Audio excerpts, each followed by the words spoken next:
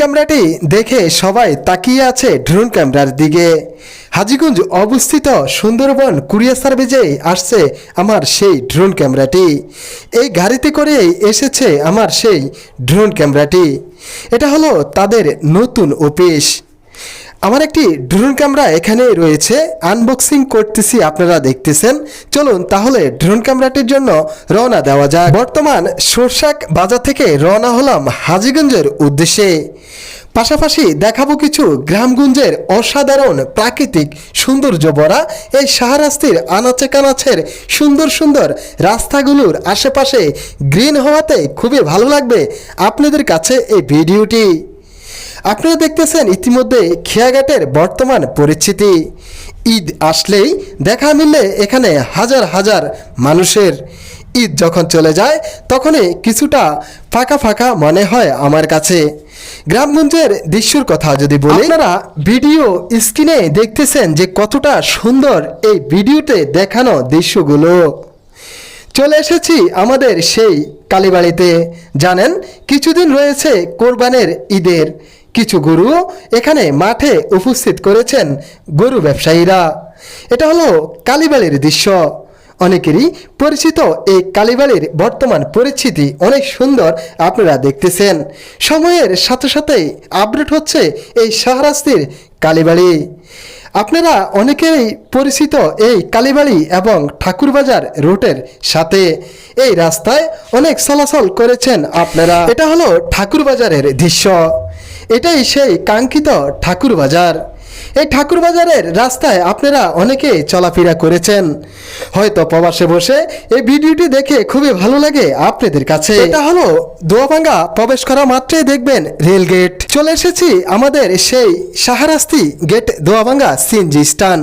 এটাই সেই শাহরাস্তি গেট দোয়াভাঙ্গা, আপনাদের খুবই পরিচিত।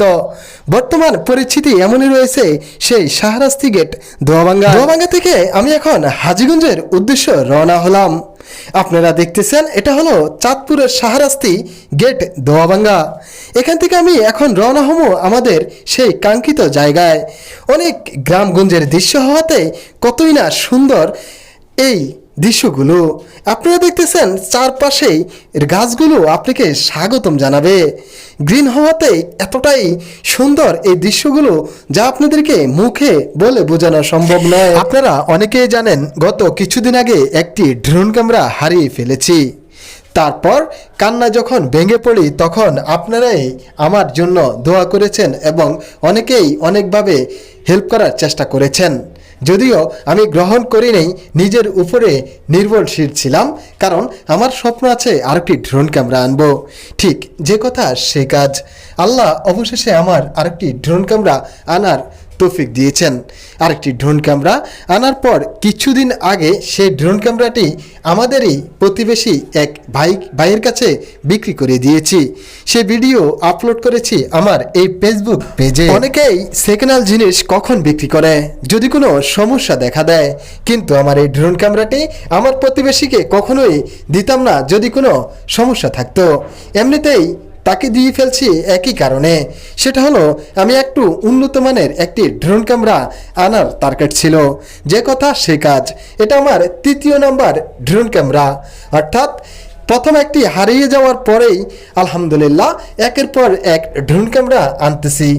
এটা হলো আমার 3 নাম্বার ড্রোন ক্যামেরা। কিছুক্ষণ পরেই আমি আমার গন্তব্য পৌঁছে যাব। এটা হলো সেই হাজীগঞ্জ বাজার। যদিও শহর মনে হয়, এটাই সত্যি সময়ের সাথে সাথে আপডেট হচ্ছে এই হাজীগঞ্জ।